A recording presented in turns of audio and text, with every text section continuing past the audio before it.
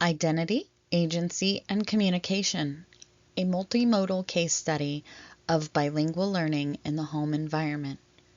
Catalina Plummer Thorpe, PhD in CNI, teaching about emerging bilingual and multicultural students, spring 2026.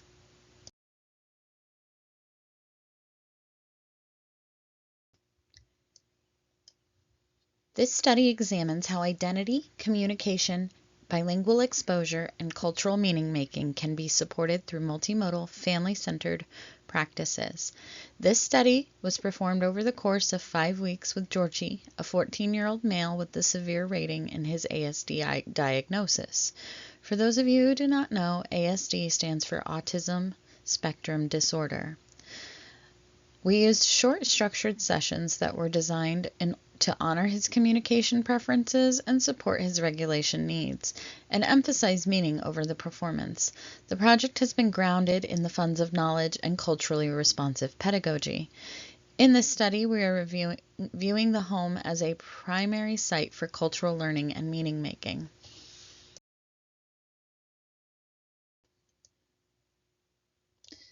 Design principles of the case study. Some of these things may seem a little on the nose, predictable, things that you would expect in a space, but sometimes we have to state them for the sake of others' understanding. Everyone works through learning a little differently, regardless of Georgie's ASD diagnosis or not. We always like to uphold a predictable structure with flexible pacing. Built-in regulation supports. New language learning is very challenging. It can be very vulnerable, and it can be very frustrating. Always offer the opportunity for multimodal communication, whether it be them being able to gesture, point, touch an AAC device, move around visual cue cards. There is no demand for verbal output. But if they do, we reward it with praise. There is bilingual exposure without pressure, so that the built-in regulation supports are also able to work with zero pressure.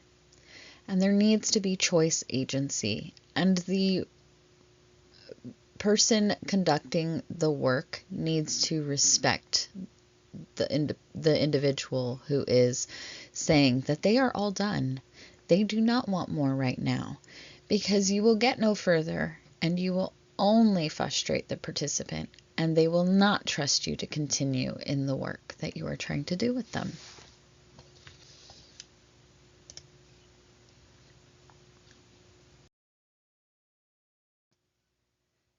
So week 1, the big focuses are identity, language, and multimodal expression. We break our sessions up. They are done in 3 15-minute work windows, and we give them 5 minutes of break in between, where they are not asked to perform. This is very important because this structure of working, taking a break, working, taking a break, and working creates a flexible pace. Now, if the child at any point says they are all done, or they need a break during any work session, we honor that. And that may break up the work a little bit, but also know if the more they become frustrated, the less they are going to give you. So also be considerate of the fact that they may only complete one 15-minute session before saying they are all done for the day. Be ready to have days structured in where you can pick back up with week 1's first session. That is okay. These can take longer. Ideally, children have a 15-minute attention span when it comes to new works, especially if it is presented to them in ways that are preferred activities. So the focus for this first session is to explore his identity through bilingual multimodal literacy and focus on his name, age, self-identification, and language exposure. In week 1's first 15-minute session, the focus is our name. And the objective to this is to support his identity recognition and expression through the use of these multimodal and bilingual supports. Expressly for this instance, name identity. We will model this for him. I will do this several times myself, showing him how I connect, and I will use multiple ways of modeling.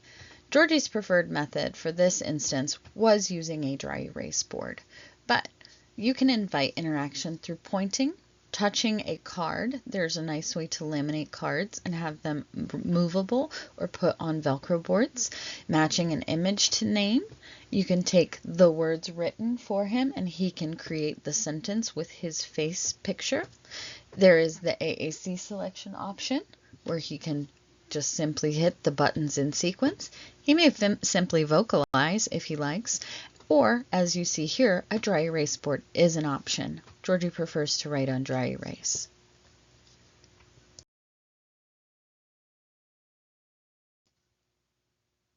For our second 15 minutes, we are going to explore his age. ¿Cuántos años tiene? How old am I? Though the Spanish is how many years do I have? Sticking with the normal understanding that he has grown to understand, and normal by the scope of Georgie speaks English as his primary language. He was never raised in a Spanish-speaking household. I am taught through education and some self-teaching to speak moderate Spanish. I can read it better than I can speak it.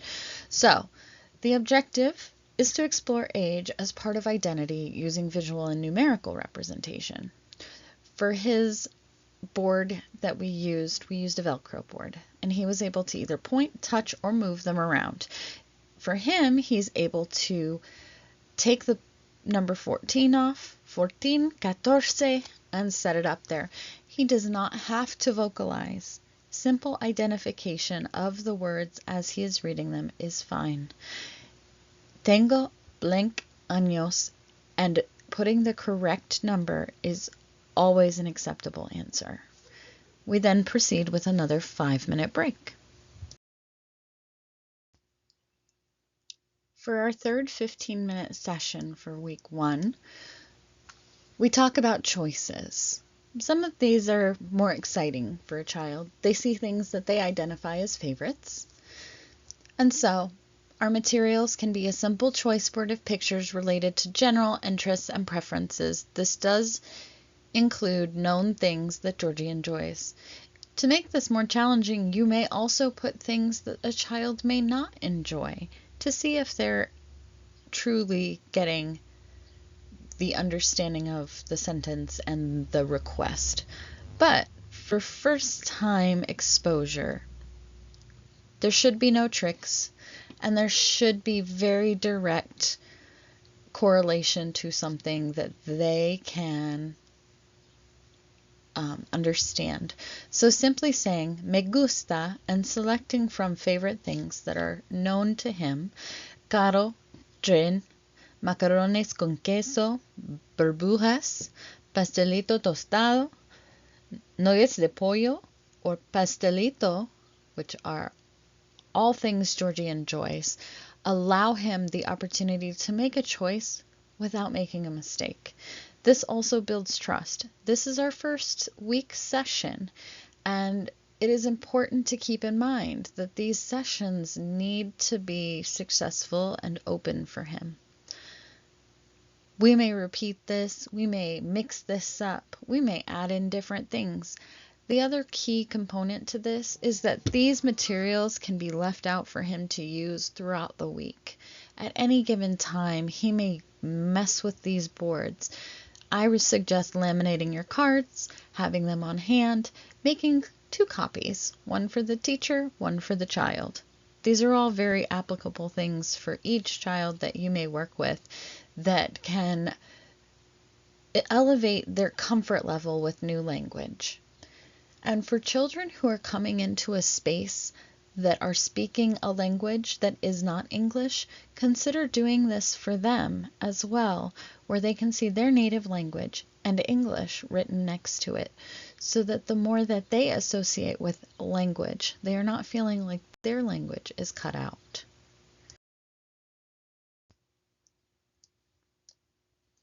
At the conclusion of week 1, we were able to explore identity with his name, age, and his preferences.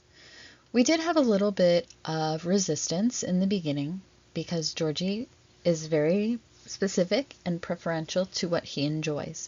When we are asking him to do work, at times he will simply say no.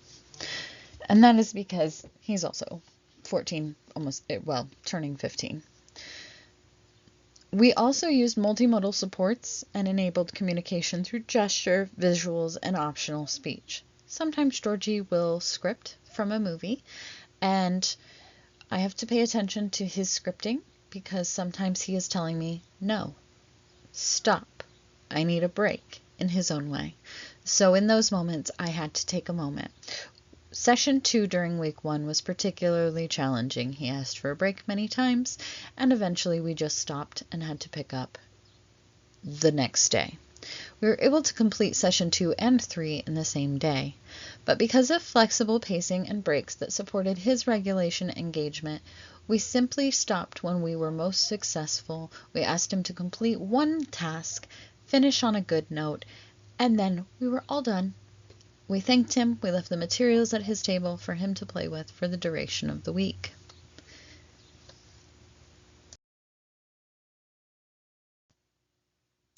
Just like week 1, week 2 is broken into 3 15-minute work windows with 5-minute breaks in between. We adjust if needed. If the child requests that they stop or have a break, we do not force them to finish the 15-minute session. We simply pick up where we left off. If they seem to be irritated or resistant, we continue the session another day. We allow for these week-long spacing to build in time for the child to associate with the language and materials on their own, in their own space, before we demand and ask for them to perform. We also honor and respect their boundaries. This week is very important for that because we then use week 2's information to support agency and communication by exploring how Georgie expresses wants, needs, and boundaries during his everyday interactions. This was built upon from week 1. Instead of requiring Georgie to perform finding more vocabulary to learn and expounding upon the language, we need to give him agency.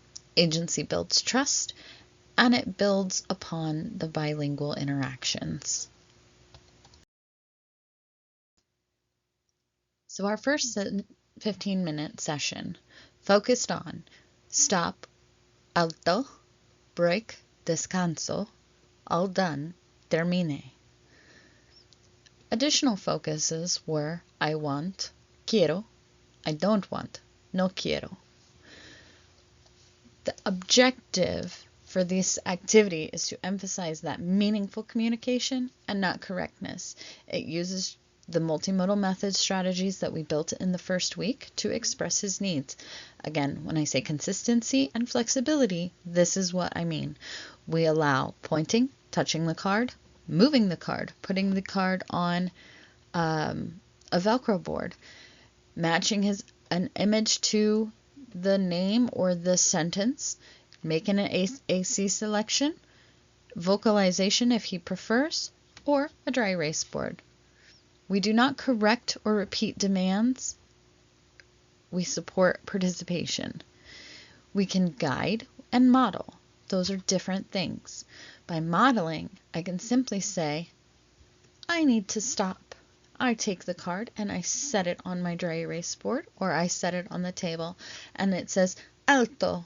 And I will model that for him by taking that card that says alto, stop, and I will lay it down in front of him and I will say alto, quiero, alto. And I will then say, I want to stop. And that helps Georgie understand that he can ask or demand that respect and agency within our space.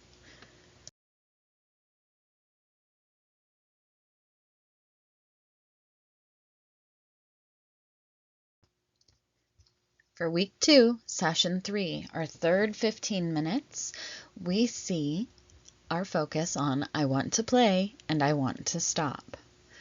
To support self-advocacy and our boundary setting that we have been establishing in the previous 2 sessions, we would use materials that we've seen before, the ones that indicate stop, break, and needs. I want, I don't want. But then we would add in preferred play activities. By modeling, the instructor supports play by doing this together. Intentional pausing, and we model. I want to play, I want to stop. We observe how Georgie indicates continuing, stopping, or changing to something else. Key importance again, trust is through honoring his signals. If he is frustrated, overwhelmed, or all done, we do not push for more play, just like we wouldn't with a child who is having a moment that needs to stop in their everyday activities. Just because we are asking them to do something that is learning does not mean that we need to push them to their limits. We also keep correction and repetition of demands minimal to non-existent. We are just supporting participation, praising the high moments, and of course, rewarding our work with a 5-minute break or being all done when we are finished at the end of the session. I still reinforce that at any point, if he needs a break, we take the break. It does not negate breaks at the end of the session.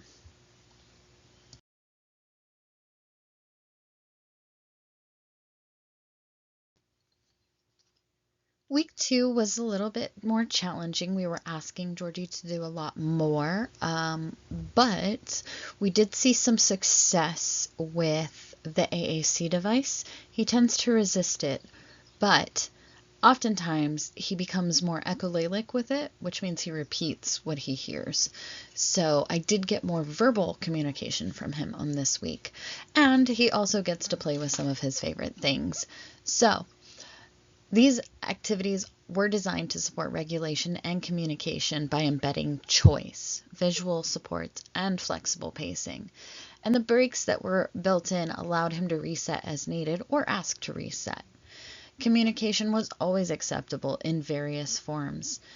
And like I said, he seemed to have more of a breakthrough with the ASD this week. So how this connects to back to the course and to the entire case study is we see the funds of knowledge being used through everyday routines, a use of functional literacy in multiple ways. We see the child having agency and voice in their own lessons, even in a language that they do not speak natively. And we see a very culturally responsive family-centered practice because I am engaging with my own child in these materials. And it shows that a parent, even without education, with the right tools, could do this with their own children at home, should they wish to introduce another language.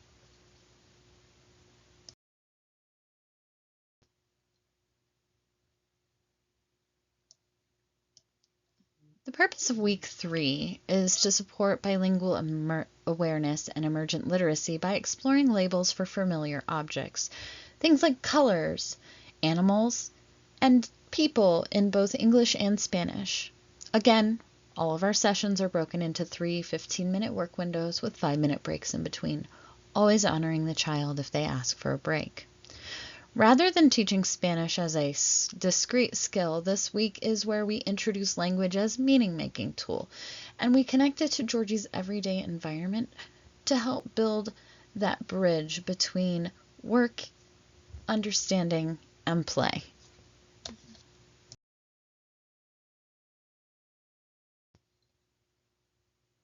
So across all of week 3 sessions, we have a key thing happening here. We're going to emphasize recognition, matching, contextual understanding, and play-based exploration with everything that we are doing. That is our big picture.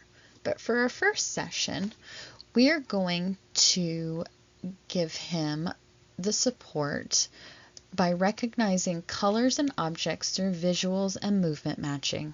So there will be index cards available to him with the words rojo, azul, morado, and any other colors in Spanish, with the English name written underneath.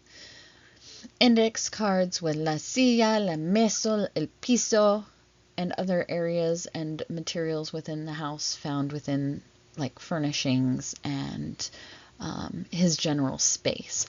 We will also label things like preferred objects, animals, and we will have images to match the actual thing. So he will be able to match the label to himself, to a toy, to a picture, to an item in the room. We do not need to correct this or repeat this, simply modeling this by taking our own set of cards and matching them and having him follow along. So I recommend making 2 stacks of cards to show that we recognize what these are.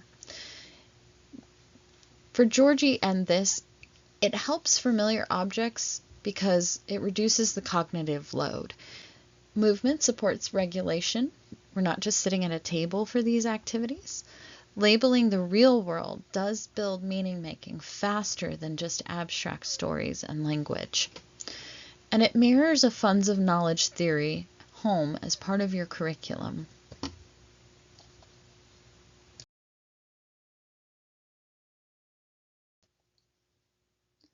Moving straight into session 2 for week 3, we see that in the second 15 minutes of our activity, we are using some of the repeat cards from our previous activity and materials. Things like boy, niño, perro, dog, gato, cat, photos, toys, drawings as physical materials. And so one at a time we will present each label and we will match them again to ourselves, to any animals or toys. But now we will add narration. I will say simply, you found perro or dog. Good job. And I repeat the words if he allows me to. If not, and he shows that he's ready to move on to the next card, he will do that. But what I do is I present him with the card. He looks at it. I give him a moment to decide if he can functionally match them without my input. If he cannot, I will then prompt, model, repeat.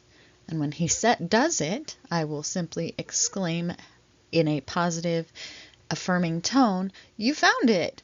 You found perro, dog. Good job! Muy bien. I always try to reinforce very simple words and speak in both English and Spanish in affirmation so that he knows when I go, muy bien, he's done a fantastic job. Being a little over-animated in these moments helps children who otherwise do not read expression or nuance. Autistic children are known for not being able to read between the lines, understand sarcasm, or get a joke. So, part of the animated facial expression is they can very much see that I am joyful and I am happy. That is part of labeling feelings and understanding them that they do start to work with in occupational therapy and the ABA therapies and speech therapies so that they can at least express joy, sadness, anger, things that they might feel but don't know how to label. So even in these moments, we go back to that foundational building blocks that Georgie has had because he is, of course, 14, almost 15, doing these exercises. So I have to build upon what he already has established. I do have a little bit of a leg up because I am not unfamiliar with the child. He is my son.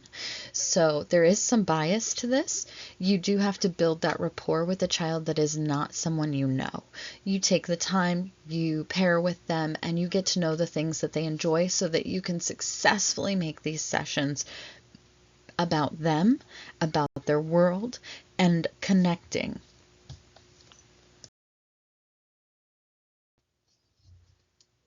So week 3, session 3 also builds on the continuity. Now we're giving Georgie the agency to continue to work with these materials by saying, today, hoy, or not today, no hoy. So in that moment, he will be able to sort what he would like to use and what he would not like to use from the materials, whether that be he would like to play with those later, whether he would like to continue to interact with those cards for the day. And all I can do is I can take this board, whether I do it on a floor, whether I do it on a table, whether I do it on a dry erase board, whether I make it a Velcro chart.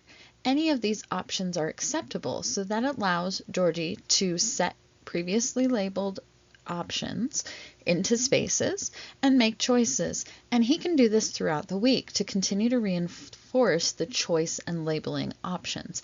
We want to continue to leave these objects and materials in his space.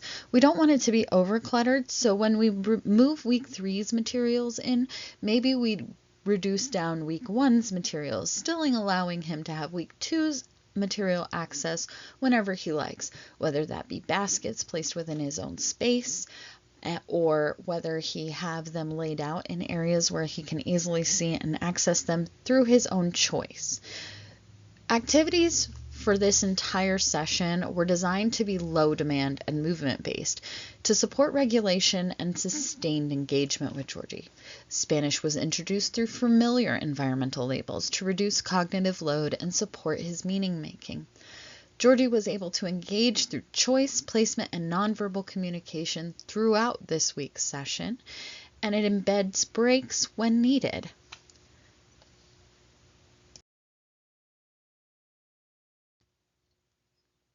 So in week 3, Georgie will have seen words attached to meaning, experienced Spanish more contextually, interacted with print in the space of his own area, and exercised his own choice and agency with those materials. But this will make the setup for what week 4 has in store that much more powerful. He will start to see, oh, these words will show up in books too. So this is where we want to go when we start introducing bilingual story, Velcro sequencing, and adaptive questioning, which we will start to see in week 4. All of these things are meant to scaffold upon one another within the boundaries of what the child is capable of and willing to participate with. Again, agency builds trust, trust builds action, and action builds learning. Never force language learning when a child is not ready. They will work with you if you meet them halfway. We have seen more of this in success because, as I said before, Georgie is primarily considered nonverbal communicationally. He does speak in movie quotes most commonly, but when he is met where he is, he will give full sentences, he will answer yes and no, and he will adapt to the people around him. But he has to build trust with those people. He has to know that his needs will not be met with more demands, and he will also have the opportunity to be heard when he speaks. And that does mean stopping when he asks. Week 3 had a lot less stop and start. We had a lot more straight through engagement. I allowed him to play with the materials while we had a break. I did not require him to play with them in the way that we were already playing with them. He could simply just sit and play with his cars or mess with the train tracks. He did not have to be formally labeling things during that break. Important step, teachers, is to remember a break is a break and the child may use it how they need to. If you see that they're a little overstimulated and a break is, let's shake the wiggles out, let's take 5 calm deep breaths, or do not engage or pressure them in any way, do so. Find the ways that work for your child.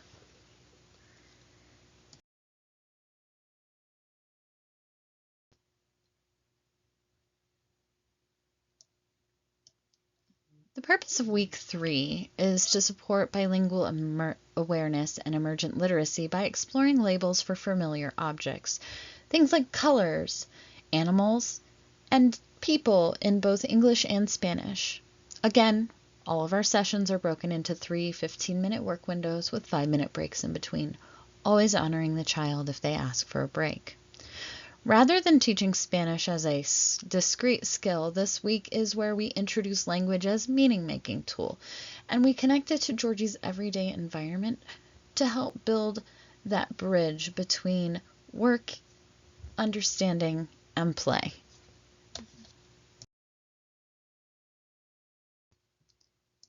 So for our first session of week 4, bilingual storytelling introductions, we want to engage with a familiar story in both English and Spanish through a shared reading experience with Georgie. By choosing a preferred story or activity that he enjoys, again, we are going to get more connection. Georgie, of course, as you have seen throughout this entire presentation, loves trains. He enjoys Thomas the Trains, whether it be books or television. So, of course, we went through something that would be a quick, easy, doable in 15 minutes story that offers him both recognition through familiarity and introduction through assisted reading. I am not asking Georgie to read the book. I am reading the text for him. So, for me, we chose this Thomas the Train book. We read naturally, and I read the Spanish text first. I tried this the other way around at the first 2 or 3 pages and found that he was ready to turn the page when I finished the English portion of it and impatient when I would read the Spanish second. So we find that reading the Spanish text first and then the English text second gives him the connection to, okay, now we turn the page while listening to the bilingual portions of the story. I will also pause and point to each character and say their name in the Spanish pronunciation, like Thomas is Tomas. So that allows him the opportunity to connect to those. For an environmental stimulus during the week, it is also wonderful to record yourself reading these stories for your child or for your student and allow them to play them via audio story if you cannot find a book that is already pre-recorded. YouTube has a lot of resources for pre-recorded audiobooks in both English, Spanish, and many other languages.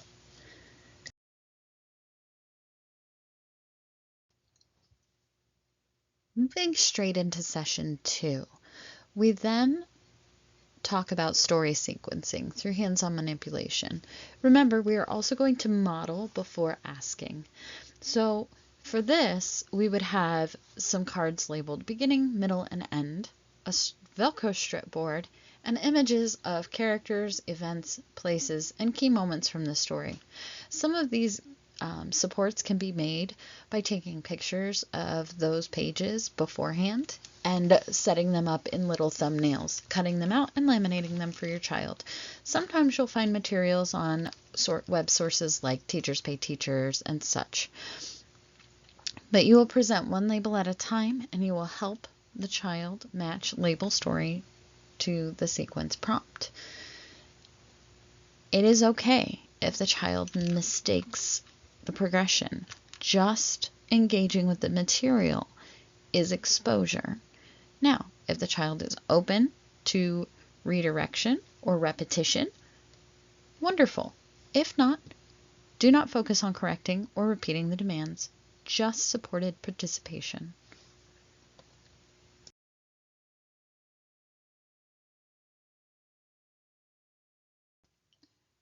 So for session 3 in week 4, our objective was to support his comprehension and expression through accessible questioning. We would use sequence worksheets, visual aids, choice cards, action icons, and emotion icons if necessary.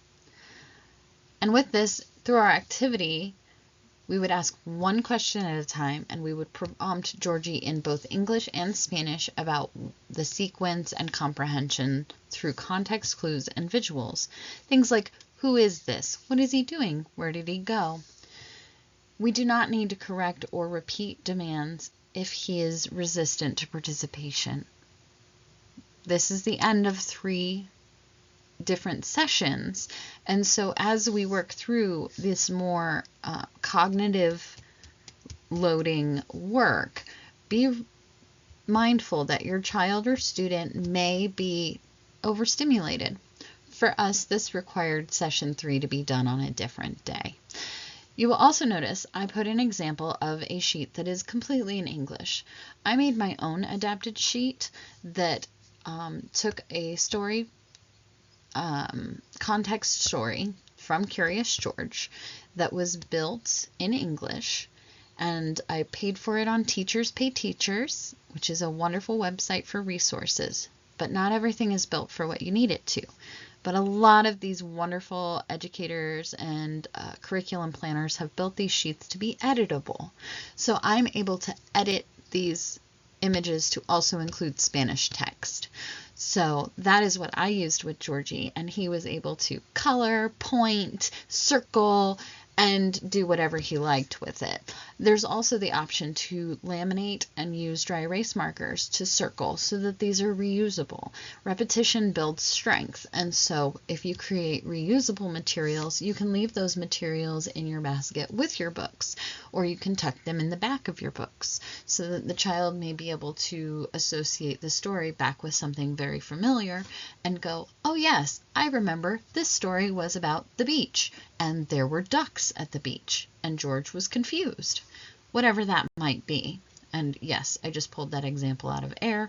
No, that is not what the story was about. But you understand my point.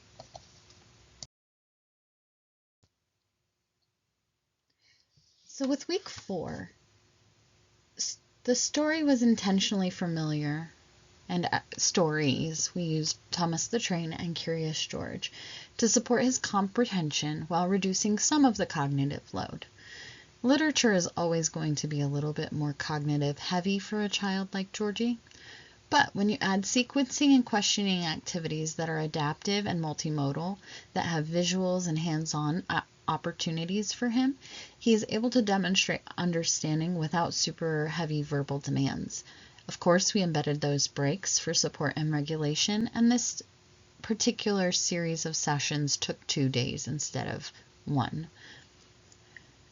So the week itself demonstrated not only the literacy exposure to Spanish and bilingual text, but comprehension without any verbal dominance, multimodal assessment, funds of knowledge with familiar media, and accessibility and UDL-aligned practices, which are really important for Georgie to be successful when we're talking about literacy and engagement with books, because many people assume with his level of verbal competence, he is unable to comprehend text, which is not true. Georgie is actually quite a reader. What he cannot do is tell you what happened verbally and in sequence.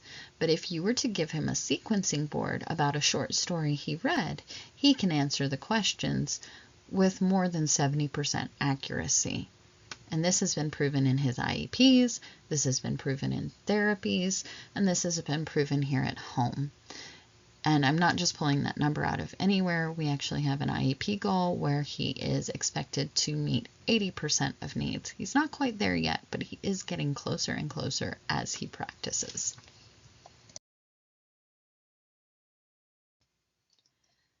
So week 5 is about synthesis, choice, and cultural meaning making. We are not introducing new material at this point. We are focusing on synthesized identity, communication, bilingual exposure, and literacy experiences from all of the previous weeks. We do not want to introduce new content this week because we are focusing on honoring his preferred modes of interaction, revisiting the materials that the most to him and got the most enjoyment and interaction and engagement from.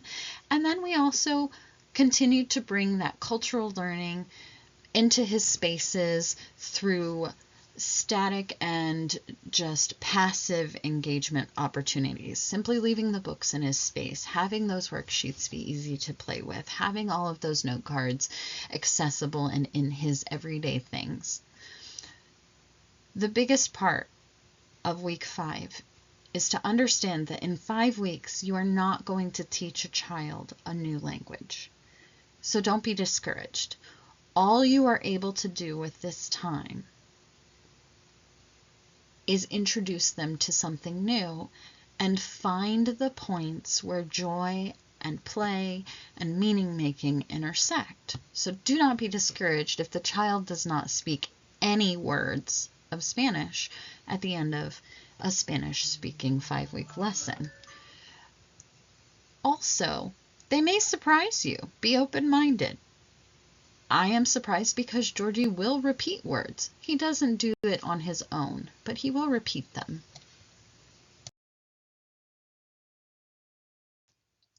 So week 5, session 1 was about choice and revisit. Our whole goal is to see what Georgie wants to do at this point in engaging with the materials. Do we want to go back to identity? Do we enjoy engaging with our materials? Do we want to read another book? So what we do is we lay out all of the materials from previous weeks and let him choose what we're going to engage with. We can either repeat the activity exactly as we did before, or we can let him lead the interaction. And you could be surprised what they will choose to do. They might even ask for more labels for things. Understand that this isn't about correction or repetition of demands. Really, the supportive participation goes a long way here. But having that accessibility to the things that he's also had access to in a more passive way in his space for the last 5 weeks.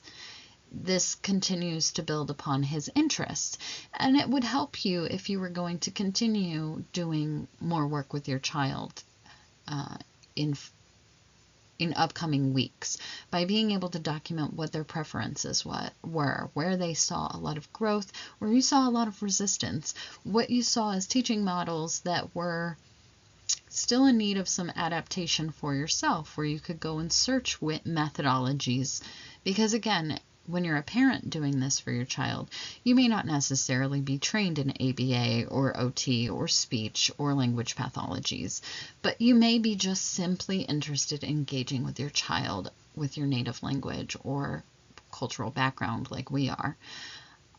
Again, we do not natively speak Spanish, but it is part of our heritage and background being first and second generation Hispanic Americans.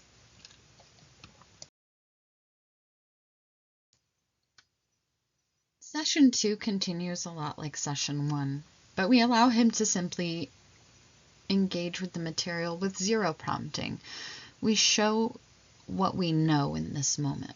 There's very light interaction, minimal modeling. What we are doing now for ourselves is creating that observation of recognition, comfort, initiation, and regulation. You want to watch for the relationship with the materials, not performance. This isn't about setting him up to show what he knows. It's simply him showing what he knows through passive action. We do not correct or repeat demands at all during this session. We just observe. This is a great time for you to take notes, because in the future, should you wish to revisit doing this with your child and build upon all that you've learned, this is the key moment where you will get a lot of your information.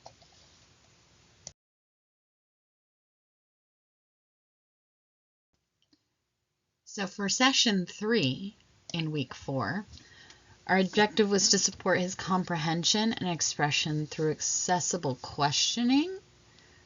We would use sequence worksheets, visual aids, choice cards, action icons, and emotion icons if necessary. And with this, through our activity, we would ask one question at a time, and we would prompt Georgie in both English and Spanish about the sequence and comprehension through context clues and visuals. Things like, who is this? What is he doing? Where did he go? We do not need to correct or repeat demands if he is resistant to participation. This is the end of 3 different sessions, and so as we work through this more cognitive loading work, be mindful that your child or student may be overstimulated. For us, this required session 3 to be done on a different day. You will also notice I put an example of a sheet that is completely in English. I made my own adapted sheet that took a story, context story from Curious George that was built in English, and I paid for it on Teachers Pay Teachers, which is a wonderful website for resources. But not everything is built for what you need it to. But a lot of these wonderful educators and curriculum planners have built these sheets to be editable. So I'm able to edit these images to also include Spanish text. So that is what I used with Georgie, and he was able to color, point, circle, and do whatever he liked with it. There's also the option to laminate and use dry erase markers to circle so that these are reusable. Repetition builds strength, and so if you create reusable materials, you can leave those materials in your basket with your books, or you can tuck them in the back of your books so that the child may be able to associate the story back with something very familiar and go, oh yes, I remember this story was about the beach, and there were ducks at the beach, and George was confused. Whatever that might be. And yes, I just pulled that example out of air. No, that is not what the story was about. But you understand my point.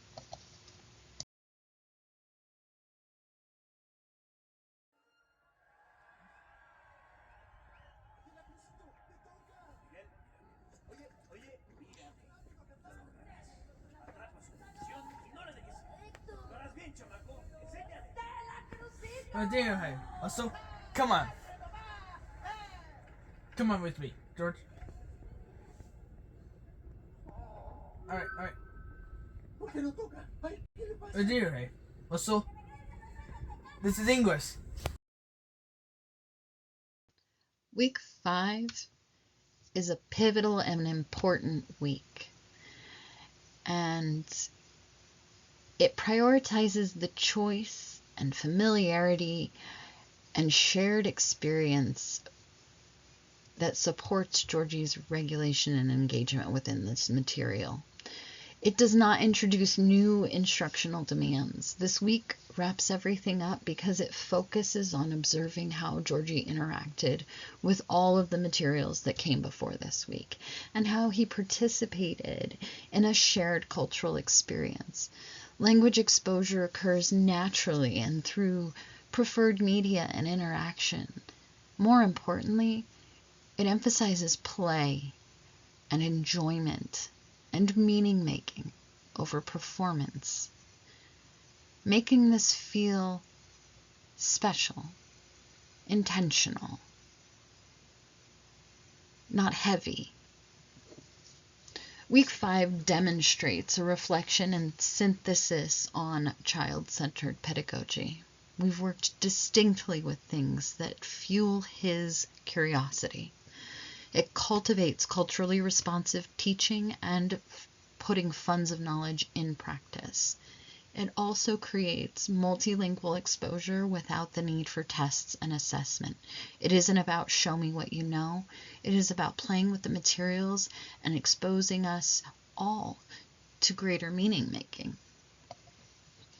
Some of the other things that we did for week 5 was we broke sessions 1 and 2 into one day and 3 into a separate day. Because he actually watched more than 15 minutes of a movie. He enjoyed it. We didn't finish it, and that's okay. And in that one clip in the slide before, you will hear him go, English. It's because he's asking me to switch it to English and put on the Spanish subtitles, which we had no problem doing. But also during the week, we played music from our favorite movies that are representative of Latin American culture and heritage, like Encanto and The Book of Life.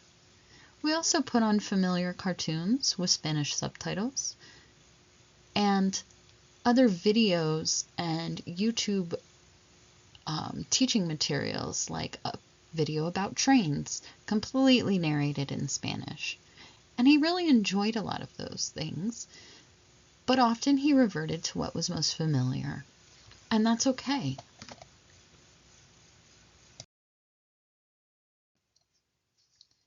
Across the 5 weeks, several clear patterns began to emerge in Georgie's participation. First, repeated exposure to the same multimodal materials created visible comfort, and familiarity. Rather than approaching each session as a new task, Georgie increasingly interacted with materials as recognizable parts of his environment. Second, bilingual labels attached to familiar objects, routines, books, and play activities began to carry contextual meaning, even when no direct verbal response was required.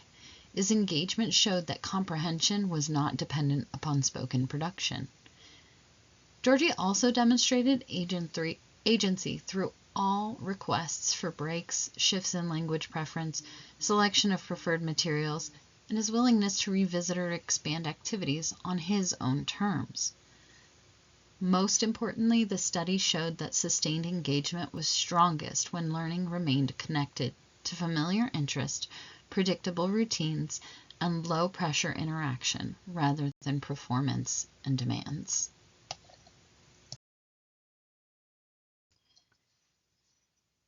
Implications for neurodiverse bilingual practices.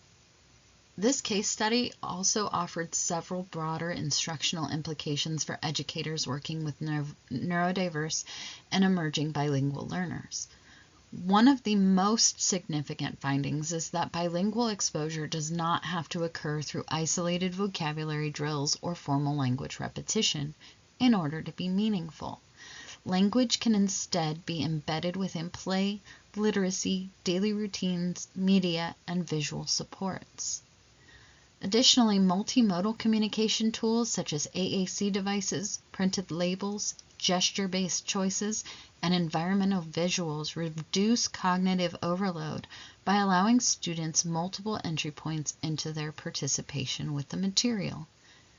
The study also reinforces that the home environment and a child's preferred routines are not separate from curriculum, but can serve as legitimate instructional spaces. Finally, this work suggests that a child's preference should not be viewed as a distraction from learning, but rather as one of the most powerful guides for accessible pedagogy.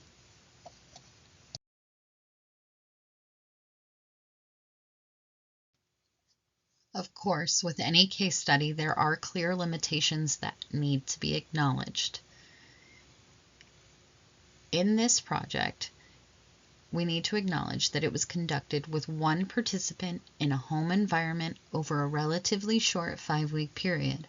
The observations collected were more relational and qualitative in nature rather than formal quantitative measurements.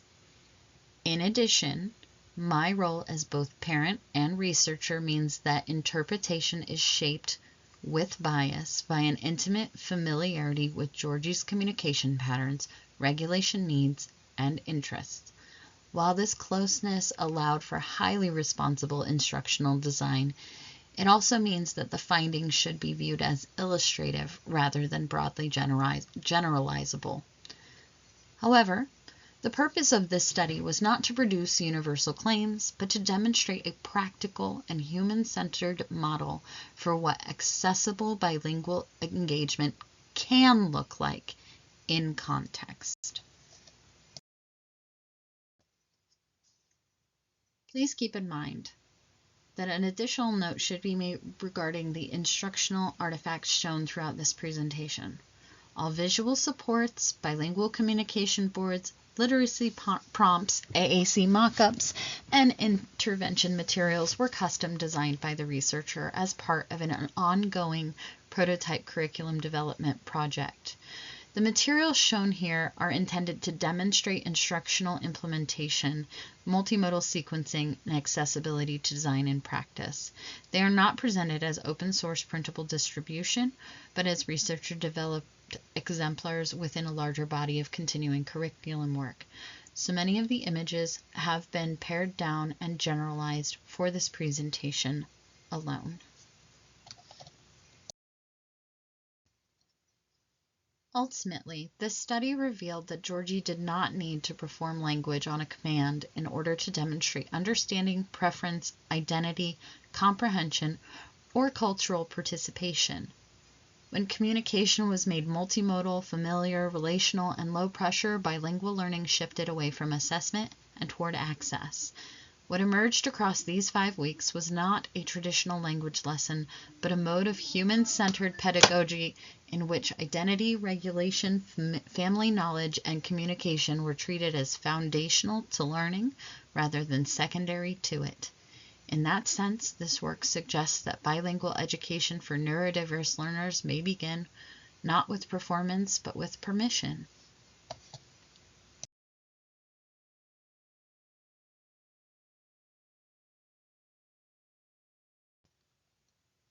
Thank you for joining me on this very in-depth case study, and I appreciate your time, consideration, and reflection on this. If you have questions about my study, if you'd like to engage with me further, if you even have suggestions for improving this study because you are a speech and language directed learner, I would love to hear your thoughts, feedbacks, and feelings on this. My email is kthorpe2@kent.edu should you wish to do so.